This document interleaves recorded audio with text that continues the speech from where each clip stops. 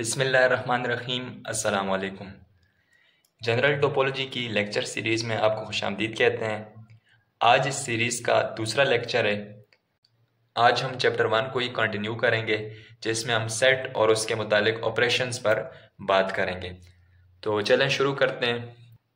सबसे पहला टॉपिक है प्रोडक्ट सेट्स। तो प्रोडक्ट सेट क्या होता है, इस पर बात करते हैं। Let A and B be two sets. दो सेट है हमारे पास, set A and B. The product set of A and B written A cross B consist of all order pairs bracket a comma b where a belong to A and b element belong to B. Product set क्या होता है?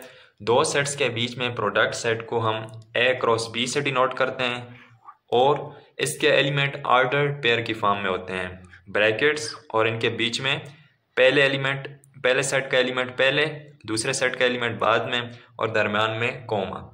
तो इस तरह तमाम order pair से जो set बनेगा वो प्रोडक्ट सेट कहलाएगा। जैसे कि यहाँ पर लिखा हुआ है i.e. A cross B is equal to A comma B. इस तरह के एलिमेंट होंगे इस सेट में, जहाँ ए कैपिटल ए सेट को बिलोंग करेगा और B element capital B set को बिलोंग करेगा। तो इस तरह प्रोडक्ट सेट को हम डिनोट करते हैं। The product of A set with its self. अब हम यहाँ पर तो हमने ए सेट का प्रोडक्ट सेट लिया है बी सेट के साथ। हम किसी सेट का प्रोडक्ट खुद के साथ भी ले सकते हैं, उसी सेट के साथ। The product of A set with its self से ए क्रॉस ए का प्रोडक्ट ए के साथ he will be denoted by, इसको हम ए स्क्वायर से डिनोट कर सकते हैं। यहाँ क्योंकि ए और बी अलग अलग हैं तो उनको हम स्क्वायर की फॉर्म में नहीं लिख सकते, लेकिन जब किसी सेट को खुद के साथ, उसी सेट के साथ प्रोडक्ट सेट लेंगे तो उसको हम ए स्क्वायर की फॉर्म में लिख सकते हैं। तो ये थी प्रोडक्ट सेट की डेफिनेशन। अब हम इस पर एक एग्जांपल देखते हैं ताकि ये क्लियर हो जाए। Example, let A set equal to a b c. A set में तीन एलिमेंट हैं, ए बी और c, and B set has two elements 1 and 2। तो इन दोनों का प्रोडक्ट सेट क्या होगा? ए क्रॉस बी से डिनोट करेंगे उसको, इक्वल टू करली ब्रैकेट, और इसमें पहला ऑर्डर पेयर ए सेट का पहला एलिमेंट इसको रिलेट करेंगे बी सेट के पहले एलिमेंट के साथ, तो ये पहला ऑर्डर पेयर बन जाएगा। फिर इसके पहले एलिमेंट को उसी सेट के दूसरे एलिमेंट के साथ, तो ये दूसरा ऑर्डर पेयर बन गया। अब जब पहले एलिमेंट दोनों के साथ रिलेट कर गया है तो दो ऑर्डर बन गए। आगे मजीद कोई एलिमेंट नहीं है बी सेट के अंदर, तो इसलिए हम अब बी से यहाँ पर ए सेट के अंदर जो बी एलिमेंट है इसको रिलेट करेंगे बी सेट के एलिमेंट के साथ। तो बी को पहले एलिमेंट के साथ, फिर बी को दूसरे एलिमेंट के साथ, B2। इसी तरह फिर C1 और C2। तो टोटल कितने 6 ऑर्डर पेयर आ गए हैं ए क्रॉस बी में। तो इससे हमें यह भी पता चलता है कि अगर एक सेट के अंदर n एलिमेंट्स हैं और दूसरे सेट के अंदर m एलिमेंट्स हैं, m नंबर ऑफ एलिमेंट्स, तो इन दोनों का प्रोडक्ट इतने एलिमेंट होंगे ए क्रॉस बी के अंदर। ए क्रॉस बी सेट के अंदर m cross n number of elements होंगे। तो यह एक नोट है यहाँ पर। इसके बाद नेक्स्ट एग्जांपल है example 2। Each point P in Cartesian plane R square equal to R cross R represents an order pair A cross B A comma B of real numbers। ये जो रियल प्लेन है XY plane, इसमें हर point, कोई भी point ले लें, जिस तरह यहाँ पर एक P पॉइंट है, यहाँ पर एक P पॉइंट है, तो कोई भी पॉइंट ले लें, वो एक ऑर्डर पेयर को शो कर रहा है R क्रॉस R में। क्योंकि जैसे ये एक पॉइंट अगर ले लें यहाँ पर, तो इसका y एक्सिस पर भी कोई वैल्यू है 3 और x एक्सिस पर भी इसकी एक वैल्यू है -4। तो जब हम ऑर्डर पेयर की फॉर्म में लिखेंगे तो ये होगा -4, 3। इसको इधर लिख लेता हूँ मैं, क्योंकि ये वाला पॉइंट है, ये जो पॉइंट है ये -4, 3। तो कार्टेशियन प्लेन में या XY प्लेन के अंदर आर स्क्वायर में कोई भी पॉइंट होगा तो वो किसी ऑर्डर पेयर को रिप्रेजेंट कर रहा होगा, A, B ऑर्डर पेयर को। तो ये एक एग्जांपल है कि आर स्क्वायर भी इसी को रिप्रेजेंट कर रहा है, प्रोडक्ट सेट को रिप्रेजेंट कर रहा है, सेट ऑफ रियल नंबर्स का प्रोडक्ट खुद के साथ। इसके बाद नेक्स्ट है रिलेशंस या बाइनरी रिलेशन। तो इसकी डेफिनेशन देखते हैं। ए बाइनरी रिलेशन और रिलेशन ये दोनों सेम है, बाइनरी रिलेशन और रिलेशन, और डिनोट किससे किया जाता है, कैपिटल आर के साथ। From A set and to B set, दो सेट हैं ए और B, is a subset of A cross B. तो ये प्रोडक्ट सेट का सबसेट होता है। जो अभी ऊपर हमने प्रोडक्ट सेट देखा है ए और बी दो सेट्स का, तो इसी तरह अगर हम उस सेट का सबसेट ले लें, उसमें से चंद ऑर्डर पेयर ले लें, तो वो एक बाइनरी रिलेशन बन जाएगा दोनों सेट्स पर। हम मुकम्मल प्रोडक्ट सेट भी ले सकते हैं। मुकम्मल प्रोडक्ट सेट भी एक रिलेशन है, उसको हम ट्रिवियल रिलेशन कह सकते हैं। लेकिन जो नॉर्मली रिलेशन लिए जाते हैं वो उसके सबसेट लिए जाते हैं। जिस तरह यहाँ ऊपर यह एक प्रोडक्ट सेट है ए क्रॉस बी, इसमें से अगर हम कुछ एलिमेंट ले लें, इसमें से सपोज हम एक ये एलिमेंट ले लें, एक ये ले लें और एक ये तीन ले लें, और ये तीन इसमें से ख़त्म कर दें और इसको डिनोट करें आर के साथ। Are equal to A1 A2 और C2। तो ये क्या बन गया है, ये एक रिलेशन बन गया है ए क्रॉस बी पर। ए बी सेट्स पर ये आर एक रिलेशन डिफाइन हो गया है। तो इस तरह हम रिलेशन डिफाइन कर सकते हैं प्रोडक्ट सेट में से चंद सेट लेकर, चंद ऑर्डर पेयर लेकर। तो यहाँ पर वही बात हो रही है। आगे the domain of a relation R from set A to B. A set से बी सेट पर domain is the set of first coordinates of the pair. ये जो ऑर्डर पेयर होगा ए कोमा बी, इसमें से फर्स्ट एलिमेंट, फर्स्ट कोऑर्डिनेट, ये क्या कहलाएगा, domain of relation. And it's range is the set of second coordinates. और ये जो दूसरा नंबर है, ये बी जो है, ये कहलाएगा रिलेशन आर की रेंज। बी को हम रेंज कहेंगे, रेंज ऑफ रिलेशन, और ए को डोमेन ऑफ रिलेशन। जैसे ये यहाँ डिफाइन है, domain of relation, domain of R is equal to a B belong to R. जब a b order pair relation R को बिलोंग करेगा तो हर ऑर्डर पेयर में पहले वाला हिस्सा ए डोमेन कहलाएगा रिलेशन का, और हर ऑर्डर पेयर में से दूसरे वाला हिस्सा, दूसरा एलिमेंट बी रेंज कहलाएगा रिलेशन के लिए। तो ये डोमेन और रेंज ऑफ रिलेशन है। इसके बाद है द इनवर्स ऑफ आर या inverse relation. Inverse of R denoted by R inverse is the relation. Inverse भी एक रिलेशन होता है from B set to A set. ऊपर हमने क्या पढ़ा है, यहाँ पर हमने रिलेशन डिफाइन किया था ए सेट से बी सेट पर, ए टू बी।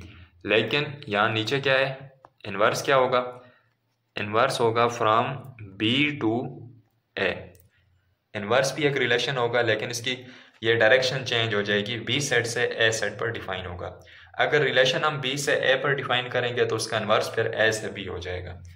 जहाँ पर आर इनवर्स इक्वल है B a, order pair B comma ए, जब ए बी आर को बिलोंग करेगा, यानी जो आर को बिलोंग करेगा उसका इनवर्स, उसका उलट इनवर्स रिलेशन में होगा। जैसा कि अगर हम कहें कि A B comma A R को बिलोंग कर रहा है, यानी रिलेशन के अंदर बी कोमा ए, तो फिर इनवर्स के अंदर ए कोमा बी होगा, यानी कि ये एक दूसरे के उलट होंगे। ये जस्ट इन केस है कि अगर रिलेशन के अंदर order pair B comma A होगा तो उसके इनवर्स में ए कोमा बी होगा। एग्जांपल देखते हैं रिलेशन की। Suppose the relation R equal to order pair 2 3, order pair 2 5 and order pair 3 5। 3 order pair हैं और सेट कौन सा है, 2 3 5। सेट के अंदर 3 एलिमेंट हैं, 2 3 5। ए सेट के अंदर 3 एलिमेंट्स हैं, तो जब हम प्रोडक्ट सेट लेंगे ए का ए के साथ, ए क्रॉस ए, तो उसमें कितने एलिमेंट होंगे, कितने ऑर्डर पेयर होंगे, 3 टाइम्स 3 यानी 9 एलिमेंट्स होंगे टोटल, 9 ऑर्डर पेयर होंगे रिलेशन आर में, जो प्रोडक्ट सेट होगा उसमें। लेकिन उसमें से जो हमने रिलेशन लिया है उसमें जस्ट 3 सेट लिए हैं, 3 ऑर्डर पेयर लिए हैं। तो क्या है कि जो सेट होगा प्रोडक्ट सेट, उसमें से रिलेशन आप कुछ ऑर्डर पेयर लेकर उनमें से रिलेशन बना सकते हैं। जिस तरह यहाँ 3 ऑर्डर पेयर से एक रिलेशन डिफाइन किया गया है। अब इसको इस तरह रिलेट कैसे करेंगे रिलेशन में सेट्स को, तो हम 2 सेट बनाएंगे ग्राफिकली इसको समझने के लिए। ये ए सेट ए के साथ ही रिलेट कर रहा है, ये जो लाइन है ये रिलेशन को शो कर रही है। तो 3 एलिमेंट यहाँ पर भी लिख लिए और 3 एलिमेंट इस सेट में भी। अब रिलेशन को देखेंगे हम। रिलेशन में पहला आंसर 2 3 से रिलेट कर रहा है, 2 3 से रिलेट कर रहा है, तो इसका मतलब यहाँ पर हम 2 को 3 से रिलेट करेंगे, मैच करेंगे। फिर 2 5 से भी रिलेट कर रहा है, मैच कर रहा है, तो 2 को 5 से भी मैच कर लेंगे इधर डायग्राम में। और इसके बाद है 3 5 से, तो 3 को भी 5 से मैच कर लेंगे। अब 5 जो है ये वाला, ये किसी से भी मैच नहीं कर रहा और ना ही 2 के साथ कोई नंबर मैच कर रहा है, तो ये इसी तरह लिखेंगे। तो रिलेशन को हमने डिफाइन कर लिया है, ग्राफिकली ड्रा कर लिया है। अब इसी रिलेशन में डोमेन और रेंज क्या होगी, तो हमने ऊपर पढ़ा है कि डोमेन ऑर्डर पेयर में पहला पहला हिस्सा होता है। तो यहाँ पर इसको थोड़ा रफ कर लेते हैं। तो ऑर्डर पेयर में पहला हिस्सा, पहले ऑर्डर पेयर में 2 है, दूसरे में भी 2 है, तीसरे में 3 है, 3 ऑर्डर पेयर हैं। और उनमें जब हम देखें तो ये 2 सेम है और ये 3 है, तो डोमेन ऑफ आर क्या आ जाएगा, 2, 3। डोमेन ऑफ आर एक सेट होगा जो हम रिलेशन के ऑर्डर पेयर में से पहला पहला हिस्सा हो उनसे ये सेट बनाएंगे। और रेंज ऑफ आर क्या होगा, रेंज ऑफ आर इन्हीं ऑर्डर पेयर में दूसरा हिस्सा, दूसरा हिस्सा। तो 3 ये 5 और ये वाला 5 सेम है, तो इनमें से एक 5 ही लेंगे। तो रेंज में क्या लिखेंगे, 3 5। तो डोमेन में रिलेशन में से पहला पहला हिस्सा ऑर्डर पेयर में से, और रेंज में दूसरा हिस्सा, दूसरा एलिमेंट। तो ये हमने इस रिलेशन का डोमेन सेट और रेंज सेट निकाल लिया है। उसके बाद are inverse of the relation. तो अभी हमने रिलेशन के इनवर्स की बात की थी ऊपर डेफिनेशन में कि अगर ए बी रिलेशन में होगा तो उसका इनवर्स फिर बी ए आर इनवर्स में होगा। जैसे यहाँ पर रिलेशन में 2 3, तो उसके इनवर्स में क्या होगा, 3 2। उसी को आगे पीछे करके लिख लेंगे। रिलेशन में 2 5, तो उसके इनवर्स में क्या होगा, 5 2। रिलेशन में 3 5, तो इनवर्स में 5 3। तो अगेन आर इनवर्स भी एक रिलेशन है। तो यहाँ इस एग्जांपल में हमने डोमेन भी देख लिए, रेंज भी और इनवर्स ऑफ रिलेशन भी।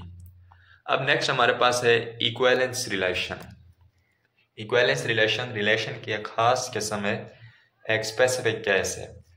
A relation R in a set A, i.e.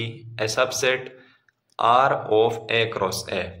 A cross A का सबसेट होगा relation R, is termed an equivalence relation, और उसको हम इक्विवेलेंस रिलेशन कहेंगे if and only if it satisfies the following axiom। अगर ये 3 condition satisfy करे।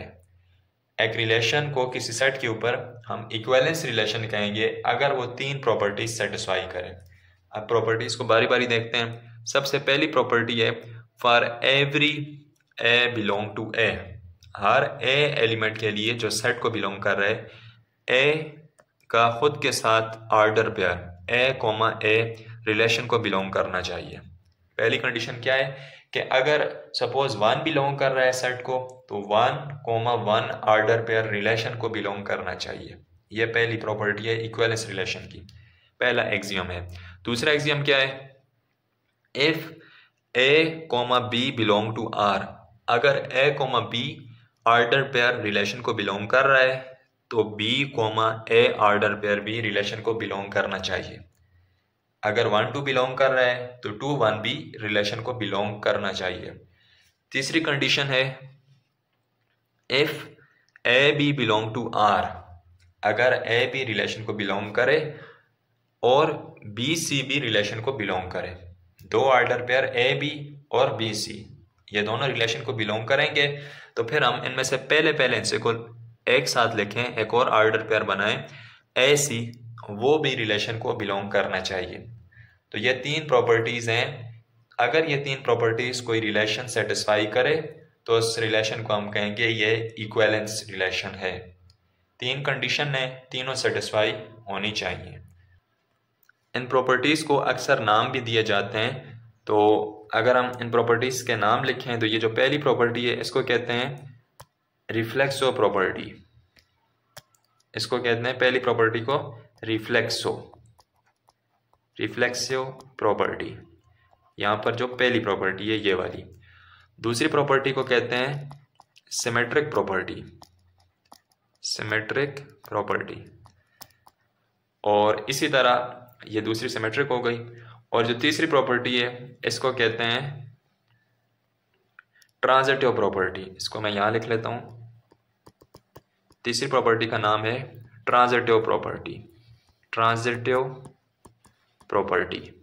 तो ये तीन नाम हो गए प्रॉपर्टीज के।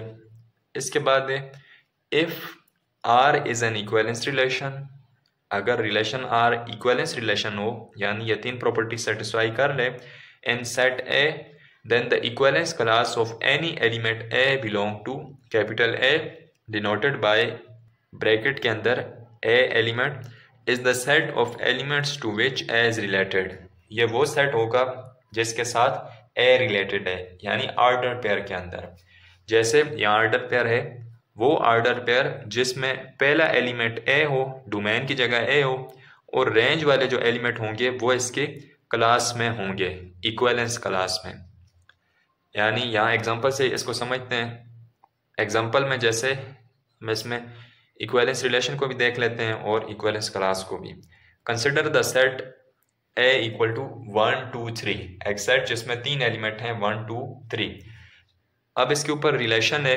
रिलेशन हमने मुकम्मल प्रोडक्ट सेट लिख लिया है इस सेट का खुद के साथ, इसी के साथ 1 का 1 के साथ, फिर 1 2 1 3, फिर 2 1 2 2 2 3, 3 1 3 2 3 3। क्योंकि ए सेट के अंदर तीन एलिमेंट हैं तो प्रोडक्ट सेट के अंदर 3 टाइम्स 3 टोटल 9 एलिमेंट होंगे। तो यहाँ देखें R के अंदर 9 एलिमेंट हैं, तो ये मुकम्मल प्रोडक्ट सेट है। लेकिन यह एक ट्रिवियल रिलेशन भी है। अब इस रिलेशन में देखें 1 1 है, 2 2 भी है और 3 3 भी है। तो इसका मतलब क्या हुआ, इक्विवेलेंस रिलेशन की पहली प्रॉपर्टी सेटिस्फाई हो रही है। जब A बिलोंग करेगा सेट को, तो A ऑर्डर पेयर रिलेशन को बिलोंग करेगा। तो ये तीन जो हैं डायगोनल के अंदर, ये तीनों पहली प्रॉपर्टी इक्विवेलेंस रिलेशन की पहली प्रॉपर्टीज को सेटिस्फाई कर रहे हैं। अब दूसरी प्रॉपर्टी क्या थी? दूसरी प्रॉपर्टी हमने पढ़ी थी कि अगर A B बिलोंग करेगा तो B A B बिलोंग करेगा रिलेशन को। तो अब रिलेशन को 1 2 बिलोंग कर रहा है, 2 1 भी बिलोंग कर रहा है, 1 3 बिलोंग कर रहा है तो 3 1 भी, इसी तरह 2 3 है तो 3 2 भी है। तो इसका मतलब क्या हुआ कि ये प्रॉपर्टी भी सेटिस्फाई हो गई, दूसरी प्रॉपर्टी भी सेटिस्फाई हो गई। अब तीसरी प्रॉपर्टी थी ट्रांजिटिव प्रॉपर्टी। ट्रांजिटिव प्रॉपर्टी में हम बात करते हैं कि अगर A भी बिलोंग करे ऑर्डर पेयर रिलेशन को, B C बिलोंग करे तो A C भी बिलोंग करना चाहिए। तो इसी को यहाँ देखते हैं, 1 2 बिलोंग कर रहा है और फिर 2 3 बिलोंग कर रहा है। तो इन दोनों से मिलने वाला रिलेशन, इसका पहला एलिमेंट और इसका दूसरा एलिमेंट, इन दोनों से बनने वाला रिलेशन 3 1 नहीं होगा बल्कि 1 3 होगा, 1 3। अगर 1 2 हो, 2 3 हो तो 1 3 भी इस सेट के अंदर, इस रिलेशन के अंदर होगा। तो जब तीनों प्रॉपर्टी सेटिस्फाई हो जाएं तो हम कहेंगे ये रिलेशन क्या है, this relation R is an equivalence relation. यही लिखा हुआ है clearly, R is an equivalence relation. R एक खास रिलेशन है जो कि इक्विवेलेंस रिलेशन है। अब आगे हेयर ब्रैकेट के अंदर 2 equivalence class of 2 equal to 1 2 3। Equivalence class हमने क्या पढ़ी थी, किसी सेट की इक्विवेलेंस क्लास होगी सेट के एलिमेंट की। अगर A एलिमेंट सेट को बिलोंग कर रहा है तो उसकी इक्विवेलेंस क्लास क्या होगी, वो ऑर्डर पेयर जिनमें पहला एलिमेंट A है और दूसरा एलिमेंट सेट में से कोई भी हो सकता है। तो यहाँ पर A को हमने क्या लिया है, ये A एलिमेंट है जो कि 2 है, तो 2 एलिमेंट की इक्विवेलेंस क्लास यहाँ देखते हैं कि 2 की इक्विवेलेंस क्लास क्या होगी।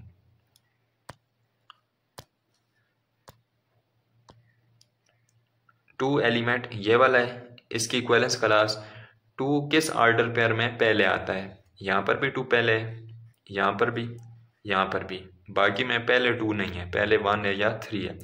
तो ये तीनों, इनमें से अब दूसरा एलिमेंट, ये 3 1 2 3, ये 2 की इक्विवेलेंस क्लास होगी। इसी तरह 3 की भी इक्विवेलेंस क्लास हम निकाल सकते हैं और 1 की भी इक्विवेलेंस क्लास। तो ये थी इक्विवेलेंस क्लास की डेफिनेशन और उसको हमने यहाँ एग्जांपल में अप्लाई किया है। तो उम्मीद है यहाँ से आपको इक्विवेलेंस रिलेशन और इक्विवेलेंस क्लास की समझ आ गई होगी। इसके बाद लास्ट टॉपिक है आज का, और यह है composition of relations. Important topic है। अभी जो हमने ऊपर रिलेशंस पढ़े हैं सेट के ऊपर, तो अब कंपोजिशन ऑफ रिलेशन यानी दो रिलेशंस को हम मिला कैसे सकते हैं, तो इसी को देखेंगे यहाँ पर। Let U be a relation from A to B. U एक रिलेशन है ए सेट से बी सेट पर, and V be a relation, V एक और रिलेशन है फ्रॉम बी टू सी। तो 3 सेट हो गए ए बी और सी, और इनके ऊपर 2 रिलेशन हो गए यू और V. i.e. U is contained in A cross B. A B product में यू कंटेन कर रहा है, यानी रिलेशन यू के अंदर ए बी प्रोडक्ट से ऑर्डर पेयर है। और इसी तरह V is contained in B cross C, relation B के अंदर B क्रॉस C प्रोडक्ट में से एलिमेंट्स हैं। Then the relation from A to C। A to C का मतलब ये जो पहला U डिफाइन था A से B पर, उसमें से पहला लें सेट A, और V डिफाइन है B से C पर, तो उसमें से दूसरा सेट लें। तो A से C तक relation which consist of all order pairs, जिसके अंदर तमाम ऑर्डर पेयर होंगे A, C, which is contained in A cross C such that for some B belong to B, वो B के element such that A B order pair U को belong करे और B C order pair V को belong करे, is called the composition of U and V denoted by V composition U। बाज़ books में इसको U composition V भी लिखा जाता है। तो ये एक ही बात है, V कंपोजिशन U या U कंपोजिशन V। तो यहाँ पर समझने की बात क्या है कि A C बिलोंग करेगा, A C order pair belong करेगा A क्रॉस C को, अगर A B order pair U को बिलोंग करे और B C order pair V को बिलोंग करे, इन दोनों से मिलकर ये वाला ऑर्डर पेयर बनेगा A C। दरम्यान में इसको हम कंपोजिशन पढ़ते हैं, तो इसको हम V कंपोजिशन U कहेंगे। यहाँ नीचे देखें, इसको लिखा हुआ है V composition U is equal to X Y order pair such that X belong to A, Y belong to C, there exist B belong to B set such that X B belong to U and B Y belong to V। दोनों से मिलकर ये x Y बन जाएगा जो V composition U में belong करेगा। तो V कंपोजिशन U को हम एग्जांपल से देखते हैं। यहाँ पर let A equal to 1 2 3 4, A set में 4 एलिमेंट हैं 1 2 3 4। B equal to X Y Z W, और B सेट के अंदर B 4 एलिमेंट्स हैं, लेकिन ये अल्फ़ाबेट्स हैं एक्स वाई जेड डब्ल्यू। और इसी तरह C सेट के अंदर B 4 एलिमेंट्स हैं 5 6 7 8।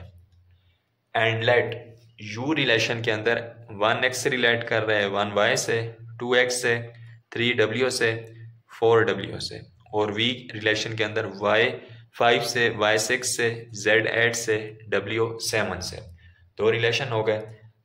अब इसको हम यहाँ इनका ग्राफ कैसे बनाएंगे, रिलेट इनको करते हैं। तो 3 सेट पहले लिखें, A सेट, इनको ऐसे ड्रा करें, B सेट और C सेट। अब इसके ऊपर A से B कौन सा रिलेशन है, A से B इधर लिख लेते हैं हम U, और B से C V, U V 2 relation हो गए। अब A सेट के अंदर A के एलिमेंट 1 2 3 4, B के अंदर x y z w और C के अंदर 5 6 7 8। रिलेट करेंगे, पहले हम U रिलेशन को ड्रा करेंगे। तो 1x से मैच करें 1 A सेट का और ये x के साथ B सेट के, फिर 1y के साथ, यहाँ 1y के साथ ये वाला हो गया ऑर्डर पेयर।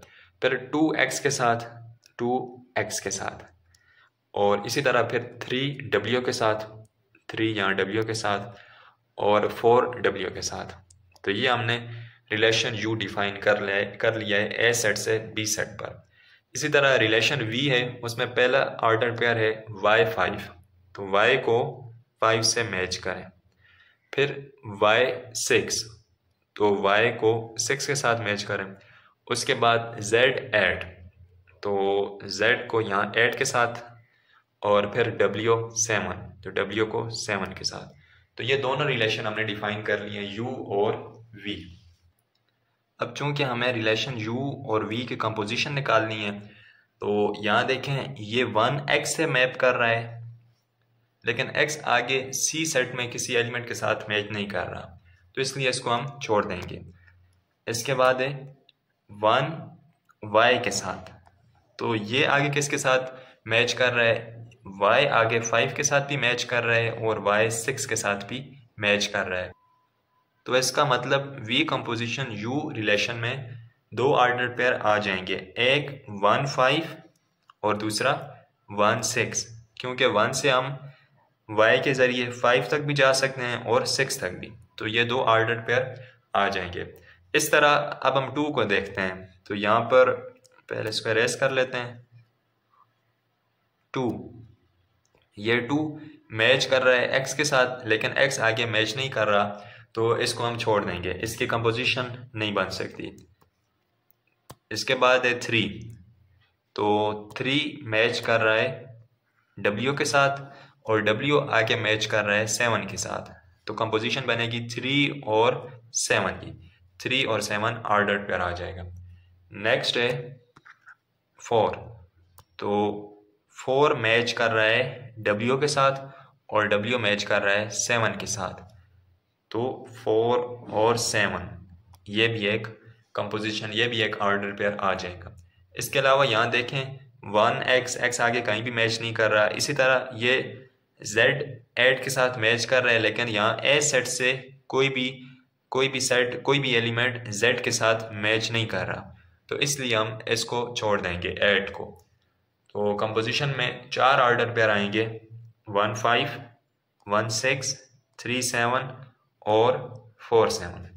तो इस तरह हम दो रिलेशन से उनकी कंपोजिशन निकाल लेते हैं। तो आज का लेक्चर यहीं पर ख़त्म करते हैं। आज के लेक्चर में हमने प्रोडक्ट सेट के बारे में पढ़ा है, उसके बाद रिलेशंस के बारे में पढ़ा है, और रिलेशंस की एक स्पेसिफिक टाइप है इक्विवेलेंस रिलेशन, उसके मुतालिक पढ़ा है, उसकी प्रॉपर्टीज़ देखी हैं, एक्सियम्स, और उसके बाद लास्ट में हमने कंपोजिशन ऑफ रिलेशंस के मुतालिक पढ़ा है। तो उम्मीद है आज का लेक्चर आपके लिए हेल्पफुल साबित हुआ होगा। अगर आपको ये वीडियो अच्छी लगे तो वीडियो को लाइक करें, चैनल को सब्सक्राइब करें, ताकि मज़ीद वीडियोस भी आप तक पहुंचती रहें।